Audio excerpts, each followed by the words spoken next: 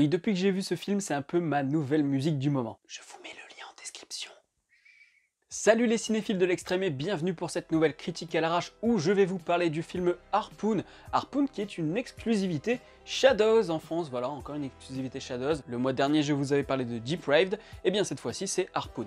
Et ce film sera disponible donc en exclusivité sur Shadows à partir du 27 novembre. Et je précise que ce n'est pas une vidéo sponsorisée. J'ai juste eu accès au film en avant-première, j'en ai profité, j'ai trouvé qu'il fallait en parler et il fallait clairement le mettre en avant. Donc ça raconte quoi? Une bande de potes partent avec leur bateau en pleine mer pour une journée, et puis ça va très mal se passer, et ils vont se retrouver bloqués. Ça fait penser un peu à Edgar Allan Poe, parce qu'on peut parler d'une relecture moderne des aventures d'Arthur Gordon Pym. Et il y a un acteur dedans, je me suis rendu compte, qui jouait dans Turbo Kid. D'ailleurs, Turbo Kid, j'avais fait une vidéo il y a quelques années de ça quand même. Encore une fois, Shadows m'a surpris, parce que comme Depraved, je m'attendais à de la série B, un peu bateau.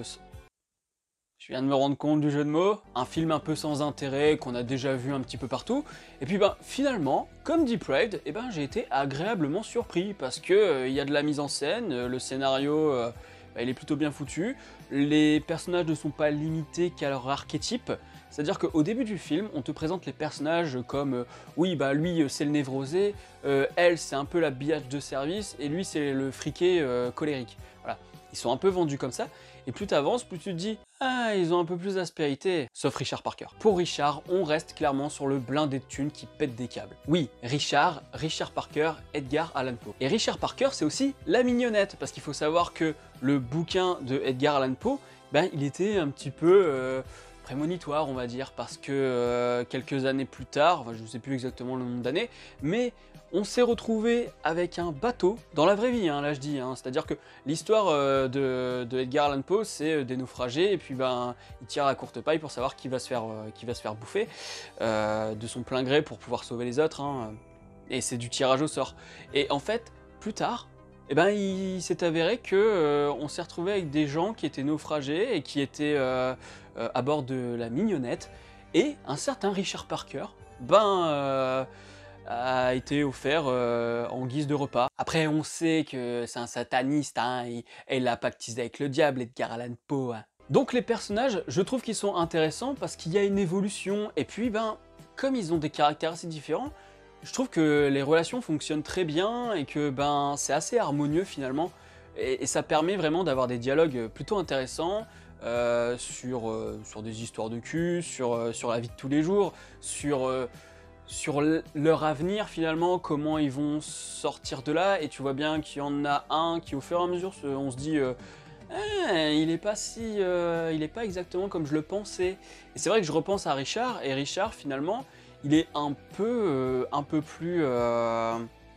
il a un peu plus d'émotion que ce qu'il laisse paraître au début du film.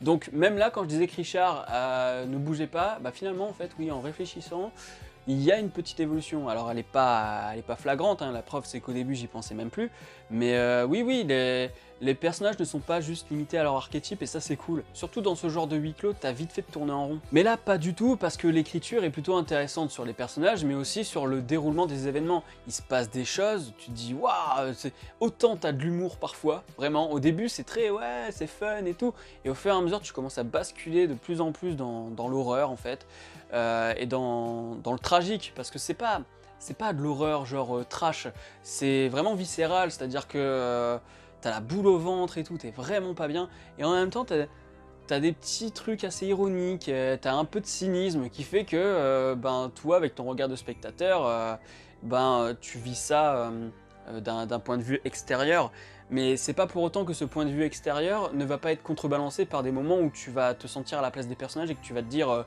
oh putain. Et cette histoire, elle ne marcherait pas si, au niveau de la réal, c'était pourrave. Parce que on peut avoir souvent peur de ce genre de film où on se dit oh là là, c'est un huis clos, ça va être long, ça va être chiant, il va pas se passer grand chose, et puis ça va être mal filmé. Moi j'avais peur que ce soit mal filmé, que ce soit très axé sur le champ contre champ, et puis voilà quoi. Mais il choisit des angles de caméra, il choisit des focales très intéressantes, il choisit aussi parfois du grand angle pour vraiment avoir cette impression d'emprisonnement avec les personnages, surtout sur les gros plans. Au niveau de la lumière, c'est vraiment cool. Alors parfois tu sens qu'ils se sont un peu foirés lors du tournage, au niveau de la lumière, parce qu'il y a de la lumière naturelle évidemment. Et cette lumière naturelle, tu sens qu'en post-prod, ils se sont arrangés pour en faire quelque chose d'autre, parce que ça devait être dégueulasse à la base, et ils se sont rattrapés. Mais du coup, tu sens ce côté artificiel sur 2-3 plans, mais rien de grave. Comme je le disais, il utilise souvent le gros plan, et ce gros plan, ben, il est là à la fois pour te donner le sentiment d'être enfermé, mais aussi pour te rapprocher des personnages, pour avoir une sorte d'authenticité et une sorte de sincérité, dans le sens où tu vas t'identifier, pourquoi pas, à ces personnages, et tu vas avoir de l'empathie pour eux. Et parfois, à d'autres moments, tu vas avoir des plans larges, parce que ben là, c'est un peu plus léger, c'est un peu plus bon enfant. Quand il raconte l'anecdote de Baise, je vous dirai pas exactement quoi, parce que bon, ça va spoiler un peu. Mais quand tu as cette anecdote-là, ben, tu as un regard un peu plus éloigné.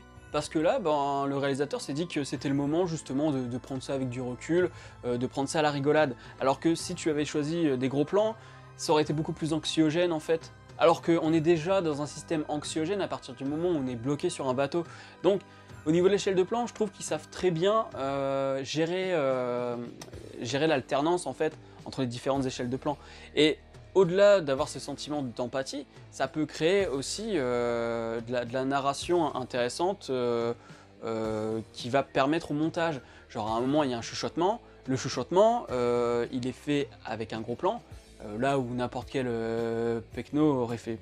Pecno, ça se dit encore ça? Donc un réalisateur lambda aurait simplement fait un plan large de tout le monde et puis basta, alors que là non, il y a le chuchotement entre deux personnages, et le montage sert à voir le regard du troisième personnage, et donc là ça crée une tension parce qu'on se dit attends, il vient de lui chuchoter un truc, est-ce que derrière le troisième personnage qui vient de lancer une sorte de regard accusateur va se lancer dans une initiative?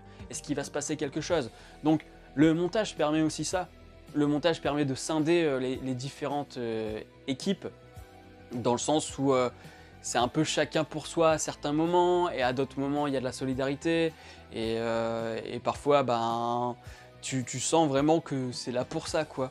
Que le montage, et donc cette échelle de plan aussi, avec du gros plan et tout, te permet de raconter sans les dialogues, de raconter qui est avec qui fait confiance à qui à ce moment-là, qui ne fait plus confiance à un tel, etc. etc. Donc il y a un vrai langage cinématographique, et puis ben, c'est quand même alléchant, je dirais. Il y a des plans qui sont vraiment bien foutus, il y a ce système de narration que je trouve vraiment intéressant, il y a un narrateur, et ce narrateur il te permet vraiment d'avoir une distance avec, parce qu'il coupe constamment le film en disant ah oui mais attendez, il faut que je vous raconte ça aussi. Et puis à un moment bah, tu vas avoir un flashback qui fait oui parce que ce que vous avez pas, c'est que ce personnage, et ben il a fait ça. Et donc ça te permet justement de souffler un peu, parce que tu as ce système qui te donne l'impression d'être enfermé avec les personnages, et ce narrateur qui vient te dire c'est bon, souffle, tu es conscient que tu es dans une fiction, je te donne le temps de respirer un petit peu, parce que là, oui, j'avoue, c'est un peu anxiogène. Donc, il y a cette alternance que je trouve intéressante. C'est pour ça que c'est pas totalement viscéral, mais il y a des moments, oh, je vous jure, j'étais là en mode ah putain, non, ah, vraiment la boule au ventre. Donc, c'est un film avec des personnages qui sont plutôt attachants, alors qu'au début du film, j'étais en train de me dire oh là là là là, je vais me taper des petits friquets là, ça va me casser les couilles. Ils vont nous faire une sorte d'archétype, tu sais, genre le genre de personnage où de toute façon tu les as écrits pour que le spectateur les déteste. Et au moment où je dis ça, j'ai une lumière qui s'éteint, c'est un signe. On se rend bien compte que le réalisateur et puis scénariste, il a écrit et réalisé hein, le gars en question, j'ai plus le nom, je mets le nom ici, et on se rend bien compte qu'il veut jouer avec nous. Parce que t'as du twist, t'as des retournements de situation constamment, et il te fait aimer des personnages, et tu te dis merde, j'ai eu de l'affection pour lui et pas pour lui, alors qu'au final, ça aurait dû être l'inverse. Et puis finalement tu dis ah mais non en fait, parce que... Enfin, tu te remets constamment en question sur les personnages, j'en dirai pas plus évidemment, mais la fin, la fin, c'est rebondissement sur rebondissement, tu ne sais plus où tu vas. Il y a un moment où je me suis dit, oui, c'est sûr, ça va se passer comme ça, sauf que j'ai pas anticipé ce qui allait se passer après. Et donc, la fin m'a totalement scotché. Il y a une ironie dans ce film, il y a du cynisme, il y a vraiment cette pointe de non, non, non, non, non, tu crois que ça va se passer comme ça? Comme dans tous les autres films? Mais non, va te faire mettre. Moi je les emmerde mes personnages, voilà ce que je leur fais à mes personnages. Et c'est intéressant de voir un scénariste qui s'amuse autant avec ses personnages, qui les maltraite à ce point-là. Et pas maltraiter dans le sens où il va les faire uniquement souffrir, mais dans le sens où il les écrit pour que toi en tant que spectateur tu les apprécies, et qu'au final tu dises ah non mais en fait non.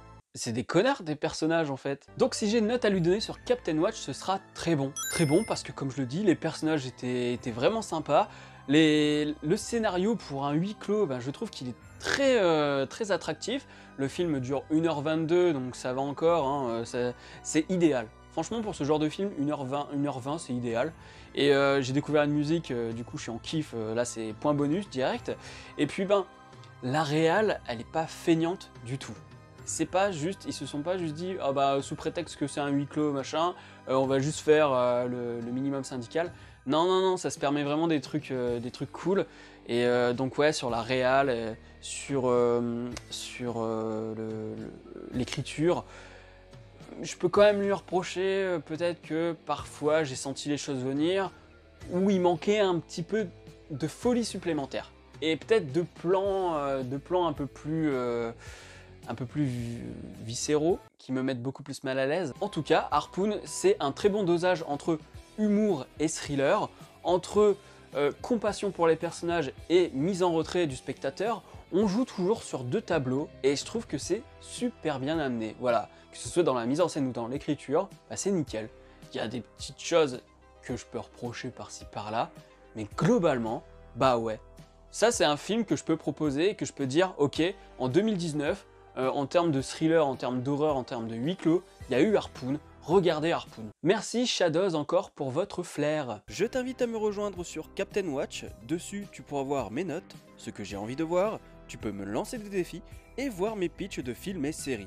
Retrouve aussi mes vidéos dans ton fil d'actualité et dans les fiches de films et séries. D'ailleurs sur Captain Watch, j'ai fait une liste des films que j'ai vus sur Shadows. Je vous mets le lien en description si vous voulez aller voir tout ça. Abonnez-vous à la chaîne si ce n'est pas encore fait et n'oubliez pas d'actionner la petite cloche pour être alerté des prochaines vidéos. Quant à moi je vous dis à la prochaine sur la toile. Salut!